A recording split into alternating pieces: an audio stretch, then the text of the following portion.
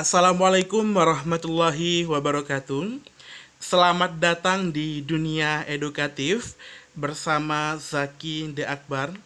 Kita akan membahas tentang konten kimia, kuotes penggugah jiwa, dan info terbaru. Apa kabar anak-anakku semua? Bapak harap Ananda semua berada dalam lindungan Tuhan Yang Maha Kuasa dan kita sama-sama berdoa agar badai corona ini cepat berlalu dan bumi kita Indonesia kembali pulih seperti sedia kala. Amin.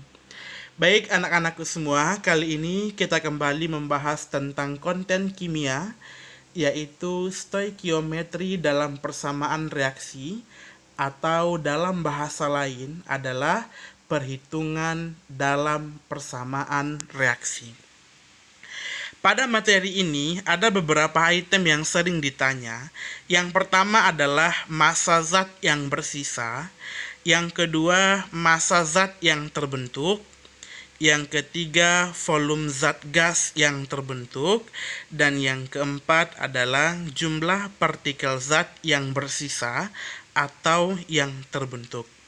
Ini adalah beberapa item yang sering ditanya dalam stoikiometri sederhana dalam persamaan reaksi. Jadi ini yang sederhananya saja. Nah, untuk lebih paham, Bapak jelaskan dalam contoh soal saja. Oke, ini dia contoh soalnya. Sebanyak 5,4 gram logam aluminium direaksikan dengan 0,9 mol HCl menurut persamaan reaksi Al solid tambah HCl aquos menghasilkan AlCl3 aquos tambah H2 gas. Dinyatakan bahwa persamaan reaksi belum setara. Tentukanlah yang A, massa AlCl3 yang terbentuk, yang kedua volume gas H2 yang terbentuk yang diukur pada keadaan standar. Diketahui ArAl 27, ArCl 35,5. Kita coba membahas contoh soal tersebut.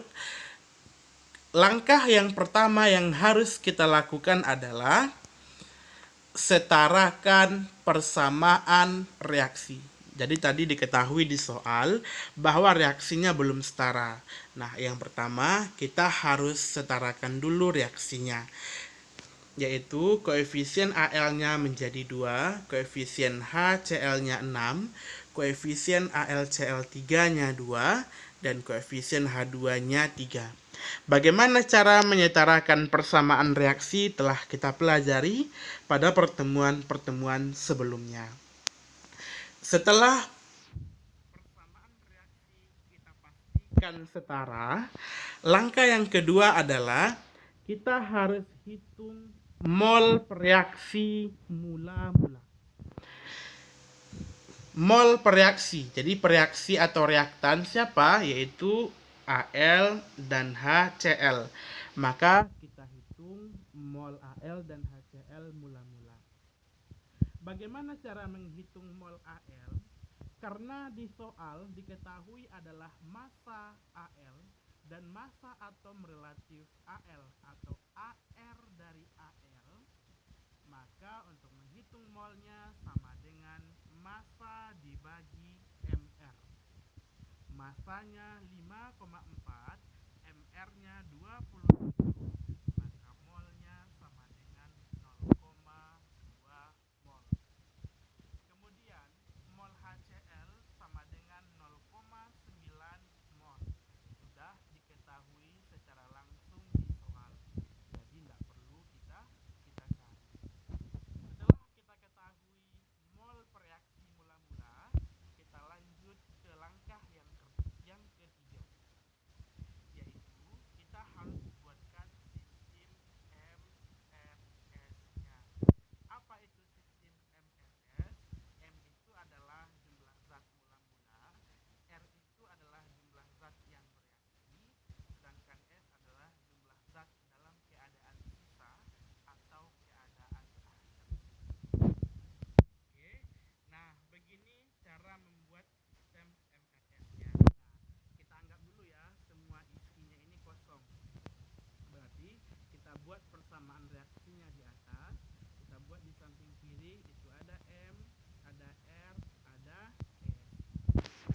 Ada jumlah zat mula-mula, ada jumlah zat yang bereaksi, dan ada jumlah zat pada keadaan sisa atau keadaan akhir.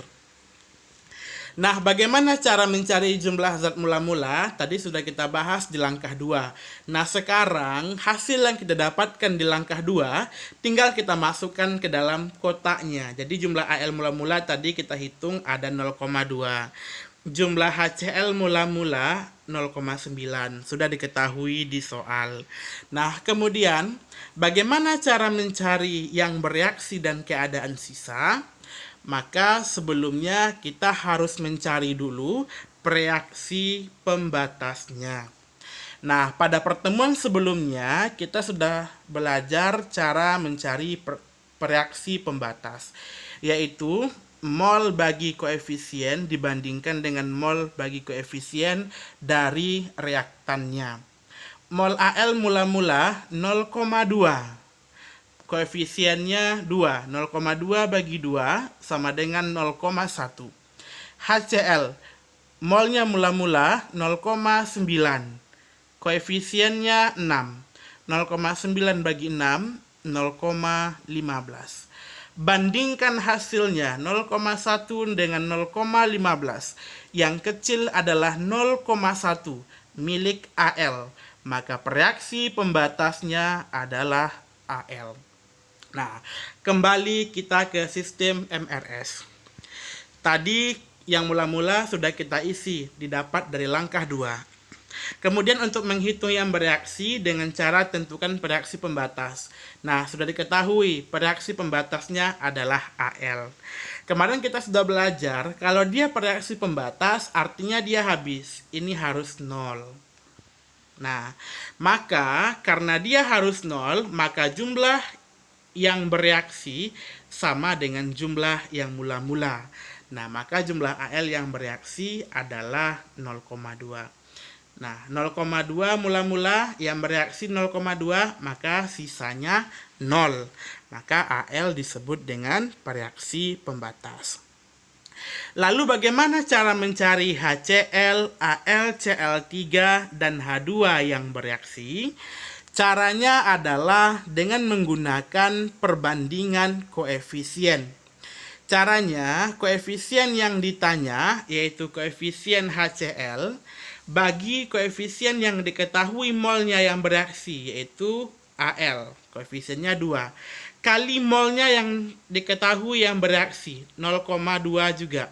Nah, maka 6/2 kali 0,2 sama dengan 0,6. Ya, maka mol dari HCl yang bereaksi 0,6. Kemudian mol AlCl3 yang bereaksi 2/2 kali 0,2 ya 0,2. Kemudian mol H2-nya 3/2 kali 0,2 ya 0,3. Bagaimana cara menghitung dalam keadaan sisa atau keadaan akhir? Kalau untuk reaktan, jumlah mula-mula kurang reaksi. Kalau untuk produk, jumlah mula-mula tambah reaksi. Nah, sekarang kita lihat untuk reaktannya. Untuk Al, 0,2 kurang 0,2, sisanya 0. Ya, ini 0 ya, tidak ada strip. Kemudian untuk HCl, mula-mulanya 0,9. Kemudian bereaksinya 0,6. Maka 0,9 kurang 0,6, sisanya 0,3 mol. Kemudian untuk yang reaktan, untuk yang produk atau hasilnya itu ditambahkan. Mula-mula tidak ada, strip, tambah 0,2, maka dapatnya 0,2. Mula-mula tidak ada, tambah 0,3, dapatnya juga 0,3. Nah, sekarang mol pada keadaan setimbang atau keadaan sisa atau keadaan akhir sudah diketahui, yaitu HCl bersisa 0,3, AlCl3 terbentuk 0,2, H2 yang terbentuk 0,3. Nah, kalau sudah diketahui mol pada keadaan setimbang atau keadaan akhir, apapun yang ditanya bisa kita cari. Nah, kalau ditanya jumlah partikel, kalikan dengan Avogadro. Kalau ditanya volume, Pada keadaan STP, kalikan dengan 22,4. Kalau ditanya massa, kalikan dengan MR. Jadi, mol itu adalah sentral perhitungan pada stoikiometri dasar. Nah, sekarang kita masuk ke langkah terakhir, yaitu langkah keempat. Konversi satuan mol yang diperoleh dari sistem MRS ke satuan lain yang ditanya. Nah, tadi pertanyaan yang pertama yang ditanya adalah massa AlCl3. Maka cara mencari massanya ya mol kali MR-nya. Molnya 0,2. Nah, untuk menghitung MR-nya, ini caranya. Kemarin sudah kita pelajari ya, tidak Bapak jelaskan lagi. Dapat 133,5. Kita kalikan, dapatnya 26,7 gram. Kemudian yang B yang ditanya adalah volume gas H2. Kalau tadi molnya udah ketahui yaitu 0,2. Sorry, tadi diketahui di soal ini 0,3 ya, typo ya. 0,3 kali 22,4. Oke, dapatnya benar 6,72 liter. Nah, begitulah lebih kurang Ananda. Apapun yang ditanya, yang harus diketahui terlebih dahulu adalah mol zat pada keadaan setimbang atau keadaan sisa atau keadaan akhir. Kalau sudah diketahui mol, apapun yang ditanya bisa kita jawab. Baik, anandaku semua, itulah lebih kurang sedikit tentang stoikiometri dalam persamaan reaksi. Nah, ternyata mudah ya anandaku semua. Semoga ananda semua paham. Dan terima kasih Bapak ucapkan telah melihat video ini dan nantikan video selanjutnya.